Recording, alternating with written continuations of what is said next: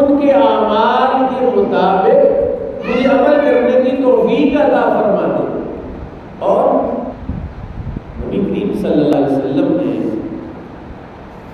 ہمارے خوابوں سے متعلق ارشاد فرمایا کہ جو میری امت کو میرے نبوت کا فیضان پہنچے گا، اس میں اچھے خواب نبوت کا 46واں حصہ ہے۔ ہم اصل میں اپنے ایمان کو چیک نہیں کرتے، اپنے اعمال کی طرف توجہ نہیں کرتے، نہیں تو بندے کے تمام معاملات کا جو اندازہ اسے اپنی خوابوں کے ساتھ ہو جاتا ہے۔ اسے اپنی رات کو جب سوتا ہے تو اللہ تعالیٰ اس کو اس کے معاملات کی خبر دے دیتا ہے۔ قیامت میں فیصلہ تو قیامت آئے گی تو ہونا ہے، رب سونا تو دنیا میں فیصلہ کر دیتا ہے۔ اور خوش نصیب آدمی وہ ہے جس کو اللہ خواب کے اندر نبوت کا فیض نصیب فرماتا ہے۔ ابراہیم علیہ السلام کی دوسری دعا وجعل لسان صدق فی الآخرین، یا اللہ میرے مرنے کے بعد میرا ذکر خیر لوگوں میں جاری کر دینا، یعنی میں نہ رہوں، میرا ذکر خیر رہے، کسی ظالم کا، کسی بد کردار کا، کسی بد عمل کا ذکر خیر جاری۔ کس کا ذکر خیر ہونا؟ جس کا اخلاق آتا ہے، جس کا کردار آتا ہے، جس کا کردار سنت مصطفیٰ کے مطابق ہے۔ اور اللہ تعالیٰ نے ابراہیم علیہ السلام کی اس دعا کو بھی قبول کیا کہ آپ کے بعد آنے والی ساری امتیں اور سارے نبیوں نے اس بات کا دعویٰ کیا کہ ہم ابراہیمی ہیں، ہم حنفی ہیں، دین حنیف کے ہم ماننے والے ہیں۔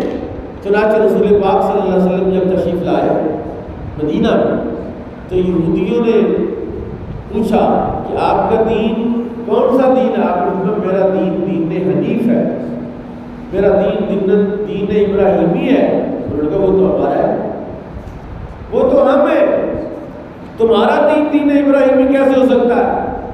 چنانچہ انہوں نے اس بات کا دعویٰ کیا کہ ابراہیم یہودی تھے، عیسائیوں نے دعویٰ کہ ابراہیم عیسائی تھے، نصرانی تھے۔ اللہ نے قرآن اتارا فَمَا كَانَ إِبْرَاهِيمُ يَهُودِيًّا وَلَا نَصْرَانِيًّا وَلَٰكِن كَانَ حَنِيفًا مُسْلِمًا۔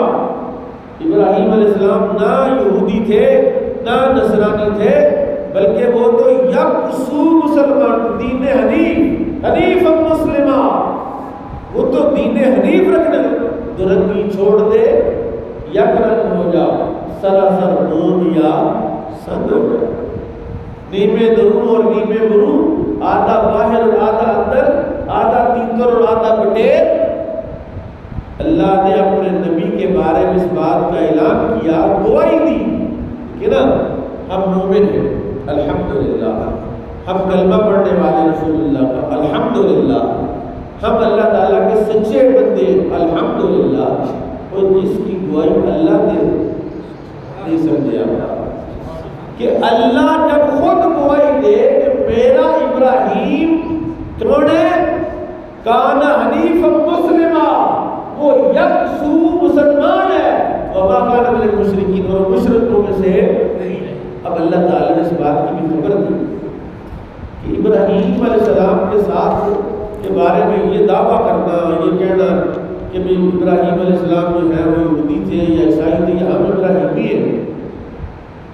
رسول پاک صلی اللہ علیہ وسلم سے پوچھا حضور کے صحابہ نے، یا رسول اللہ کی قربانیاں کیا ہے؟ آپ نے فرمایا سنت ابیکم ابراہیم، یہ تمہارے باپ ابراہیم کی سنت ہے۔ رسول پاک فرما رہے تھے یہ سنت ابراہیمی ہے، حالانکہ قربانی تو جناب آدم نے بھی کی ہے، قربانی جناب شیش نے بھی کی ہے، قربانی جناب نوح علیہ السلام نے بھی کی، ہر ملت اور ہر امت میں قربانی جاری نہیں، لیکن رسول پاک نے کہا یہ تمہارے باپ ابراہیم کی سنت ہے۔ دو باتیں کی، ایک تو کہا یہ سنت ابراہیمی ہے، دوسرا کہا یہ تمہارے باپ ابراہیم کی سنت ہے۔ یہ بھی اطلاع کی کہ تمہارا تعلق ابراہیم سے باپ بیٹے والا ہے، لوگ جتنا مرضی دعویٰ کریں کہ ابراہیم یہ تھے یہ تھے یہ تھے، قرآن نے فیصلہ کیا، قرآن کہ ان اول الناس ابراہیم، ابراہیم کے سب سے قریب کون ہے؟ کہا للذین اتبعوا، ابراہیم کا قریبی تو وہی مانا جائے گا جو ابراہیم کی اتباع کرتا ہے، جو ابراہیم کے طریقے پر چلتا ہے۔ رسول پاک نے 10 چیزیں بیان، 10 چیزیں جو حضرت ابراہیم کی سنت ہے۔ حضور نے بتلایا کہ مونچھیں پست کرنا ابراہیم کی سنت ہے، داڑھی بڑھانا ابراہیم کی سنت ہے، ناخن کاٹنا ابراہیم کی سنت ہے، بغلوں کے بال کاٹنا ابراہیم کی سنت ہے، منہ زیر ناف کاٹنا ابراہیم کی سنت ہے، ختنے کرانا ابراہیم کی سنت ہے، قربانی دینا ابراہیم علیہ السلام کی سنت ہے۔ سبحان اللہ۔ اور بتلایا قرآن کہ ان اول الناس ابراہیم، ابراہیم کے قریب کون ہے؟ قال الذین اتبعوا، جو اتباع کرتا ہے۔ یہودیوں اگر تم ابراہیمی ہو تو بتاؤ تم ابراہیم کی کس سنت پر عمل کرتے ہو؟ نصرانیوں بتاؤ اگر تم ابراہیمی ہو تو ابراہیم کا کون سا طریقہ ہے جو تمہارے لوگ کردار سے پتہ چلے؟ پھر اللہ نے بتلایا کہ وَهَٰذَا النَّبِيُّ وَالَّذِينَ آمَنُوا مَعَهُ، یہ نبی، یہ نبی پاک صلی اللہ علیہ وسلم، اللہ نے کہا یہ نبی ہے ابراہیمی، یہ نبی ہے۔ اور پھر میرے آقا نے کیا کی؟ رسول پاک پر جب یہ آیت اتری نا ان اللہ وملائکتہ یصلون علی النبی یا ایھا الذین آمنوا صلوا علیہ وسلموا تسلیما، صلی اللہ علیہ وسلم یا رسول اللہ۔ تو حضور نے صحابہ کو تشہد کی تعلیم دی، التحیات للہ والصلوات والطیبات، السلام علیکہ، سلام کی تعلیم، سلام۔ صحابہ نے جب سلام سیکھ لیا تو حضور سلام تو سیکھ لیا، صلاۃ بھی سنائیے۔ حضور نے فرمایا پڑھو پھر اللہم صلی علی محمد وعلی آل محمد کما صلیت علی ابراہیم۔ رسول اللہ نے اپنی ساری امت کی زبانوں پر ذکر ابراہیمی کو جاری کر دیا کہ جو بندہ 2 رکعتیں پڑھے ابراہیم خلیل اللہ علیہ السلام کا 4 بار نام لے گا، جو 4 رکعتیں پڑھے وہ 8 مرتبہ نام لے گا ابراہیم خلیل اللہ علیہ السلام کا۔ حالانکہ معاملہ اس سے الٹ ہے، معاملہ ایسے نہیں ہے، تحقیق ایسے نہیں ہے، صورتحال ایسے نہیں ہے۔ جتنا درود اللہ نے رسول اللہ پر بھیجا کسی نبی پر، جتنی برکتیں اللہ نے رسول اللہ پر نازل کی بشمول ابراہیم علیہ السلام کے کسی اور پر نازل نہیں کی ہے، لیکن میرے آقا نے بیٹا ہونے کا حق ادا کر دیا۔ ایک طرف ابراہیم کو اپنا باپ کو، دوسری طرف میں یہ کہوں کہ یا اللہ ابراہیم پر اتنی برکتیں نازل فرما، اس کی آل پر اتنی برکتیں نازل فرما جتنی برکتیں تو نے محمد رسول اللہ اور آل محمد پر نازل کی ہے۔ کہا نہیں نہیں نہیں نہیں نہیں نہیں، وہ میرے ابا جی ہیں، میں یہ کہوں گا یا اللہ جتنی برکتیں جتنا درود تو نے ابراہیم اور اس کی آل پر نازل کی اتنا درود محمد اور آل محمد پر نازل فرما، جتنی برکتیں تو نے ابراہیم اور آل ابراہیم پر نازل کی اتنی برکتیں آل محمد اور آل محمد پر نازل فرما۔ لیکن تحقیقاً اس کا الٹ ہے، میرے آقا نے عاجزی بھی فرمائی، انکساری بھی فرمائی اور ذکر ابراہیمی کو اپنی امت کی زبانوں پر جاری کر دیا۔ تو جو جس کا ہوتا ہے اس کا نام لیتا ہے، جو ابراہیم والے ہیں وہ ابراہیم علیہ السلام کا نام لیں گے، اور ابراہیم علیہ السلام کی وہ دعا وجعل لسان صدق فی الآخرین، یا اللہ میرے بعد میرا ذکر جاری ہو، اللہ نے جاری کر دی سارے امت۔ ہر مومن، ہر متقی درود ابراہیمی، حالانکہ علامہ ابن قیم نے کتاب لکھی ہے صلاۃ و سلام سے متعلق، اس میں انہوں نے لکھا کہ درود ابراہیمی کامل درود نہیں ہے، وہ درود جس میں صلاۃ اور سلام دونوں ہوں وہ درود کامل ہے۔ درود ابراہیمی سے صلاۃ السلام التحیات میں تشہد میں سلام ادھر ہے صلاۃ ادھر، دونوں مل کے کامل ہوتے ہیں۔ اللہ تعالیٰ نے جناب ابراہیم خلیل اللہ علیہ السلام کے ذکر کو اور ان کی ملت کو اور ان کی اس دعا کو قبول فرمایا۔ قربانی کی سنت رسول اللہ کی، قربانی کس کی سنت ہے؟ حضرت محمد مصطفیٰ صلی اللہ علیہ وسلم کی سنت ہے۔ اور جب خود رسول پاک یہ کہیں گے تمہارے باپ ابراہیم کی سنت ہے، تو ہم پھر رسول اللہ کی بات مانیں گے اور ہم کہیں گے ہاں یا رسول اللہ آپ نے فرما دیا ہے، اور ہم نے ابراہیم کا ہی نام لینا ہے، درود ابراہیمی پڑھنا ہے، اس میں بھی ابراہیم علیہ السلام کا نام لینا ہے۔ اور پھر یہ جو بغلیں جب اتارنی ہے تب بھی سنت ابراہیمی کی سمجھنی ہے، جب ناخن کاٹنے ہیں تو سنت ابراہیمی کی سمجھنی ہے، جب مونچھیں اتارنی ہے تو سنت ابراہیم علیہ السلام کی سمجھنی ہے، تاکہ ہر امت کے فرد کو پتہ چل جائے کہ ہمارا تعلق ابراہیم کے ساتھ کیا ہے۔ اب ابراہیم علیہ السلام کی ایک اور دعا ہے، وہ دعا کیا ہے؟ جب اللہ تعالیٰ نے ابراہیم علیہ السلام کو حضرت سیدہ حاجرہ کے بطن اقدس سے بیٹا عطا فرمایا، حالانکہ یہ حاجرہ کون ہے؟ یہ حاجرہ لونڈی ہے سیدہ سارہ کی، اور سیدہ سارہ جو حضرت ابراہیم علیہ السلام کی جو خاندان ہے اسی میں سے ہے، اپنی لونڈی اپنے شوہر کو پیش کر نکاح بھی کرواتی ہے، نکاح ہو گیا۔ اللہ نے حضرت حاجرہ کے بطن سے 98 سال کی عمر میں بیٹا دے دیا، اسماعیل عطا فرما دیا، بڑھاپے میں بیٹا دیا۔ اب ظاہر بات ہے اولاد ہے، بیٹا ہے، بڑھاپے کا بیٹا، اس کی طرف محبت میلان۔ اب حضرت سارہ کو غصہ چڑھتا ہے کہ بھئی جب آتے ہیں حاجرہ کی طرف چلے جاتے ہیں، ادھر ہی دھیان زیادہ میری طرف نہیں۔ حاجرہ نے کہا اس کو نکالو یہاں سے۔ آپ نے لڑائی نہیں کی کہ یہ بھی میری بیوی ہے، تم بھی میری بیوی ہے، یہ بھی ادھر رہے گی، یہ بھی ادھر رہنا چلو نہیں تم نہ، کہا نہیں۔ اللہ کے نبی تھے، اللہ کے خلیل تھے، اللہ کی منشا اور مرضی کو جانتے تھے کہ یہ جو بیوی کہہ رہی ہے کہ اس کو نکالو، اس میں میرے رب کا کوئی راز ہے۔ اللہ، کیا راز ہے؟ کوئی راز ہے۔ کیا راز ہے؟ اور بھئی ہم نہیں نہ جان سکتے، ہم تو بندے بندے سے لڑائی کرنا شروع کر دیتے ہیں، جبکہ اللہ والوں کو ان ساری باتوں کا ادراک ہوتا ہے۔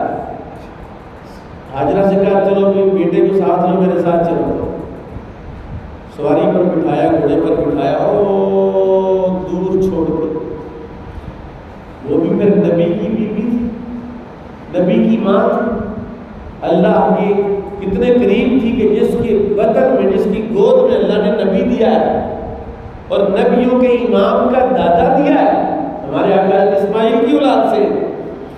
اور پھر پوچھا ابراہیم سے کہ سردار آپ ہمیں یہاں کیوں چھوڑ کے جا رہے ہیں؟ کہا اللہ کا حکم ہے۔ کس کا؟ اللہ کا حکم ہے۔ دیکھیے اللہ تعالیٰ ابراہیم خلیل اللہ علیہ وسلم کو آزمانا چاہتا تھا، تو اللہ تعالیٰ کو کسی بندے کے بارے میں جاننے کے لیے آزمانے کی ضرورت ہے؟ وہ تو کامل علم والا ہے، وہ تو پیدا ہونے سے پہلے جانتا ہے اس کا کردار اور اس کی کرتوت کیا ہوگی۔ لیکن حضرت خلیل اللہ کے دل میں، خلیل کون ہوتا ہے؟ خلیل وہ ہوتا ہے جس کے دل میں اللہ کے سوا کوئی اور، سبحان اللہ، کوئی اور شے نہ ہو، وہ خلیل ہے۔ جیسے میرے آقا نے فرمایا اگر اللہ کے علاوہ میں کسی اور کو خلیل بناتا تو ابو بکر کو خلیل بناتا، کیونکہ میں اللہ کا خلیل ہوں، اللہ میرا خلیل ہے۔ اللہ نے دیکھا کہ ابراہیم اب میرے ساتھ محبت کرتا ہے، میرا خلیل ہے، تو اندر بیٹے کی محبت بھی آ گئی ہے، کہا تم اس کو ذبح کرو، وقت تھوڑا ذبح کرو۔ ذبح کرنے کے لیے تیار ہو گئے، رسی لے لی، چھری لے لی، لے کے چلے گئے بیٹے کو، یہ کافی ہو گیا کہ کہا نہیں ذبح کرو۔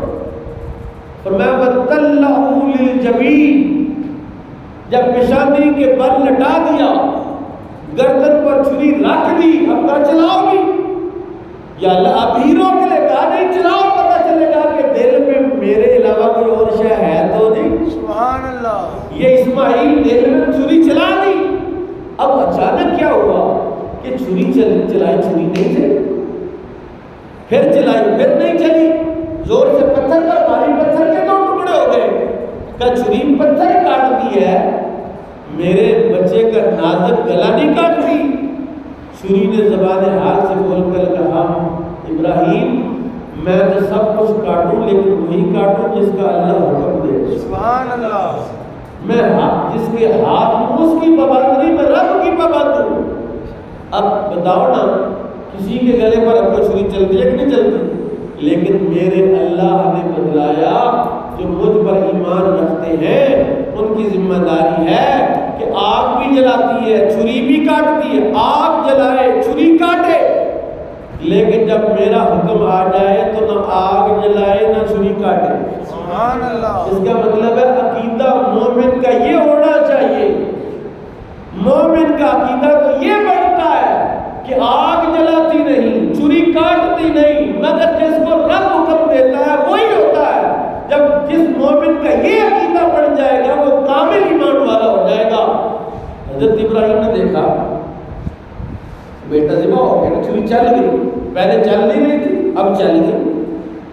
پٹی ہٹائی کہ بیٹا ذبح ہوا، گردن الگ دیکھتا ہوں، دیکھتا کہ یہاں تو مینڈا ہے، بیٹا پیچھے پڑا ہے.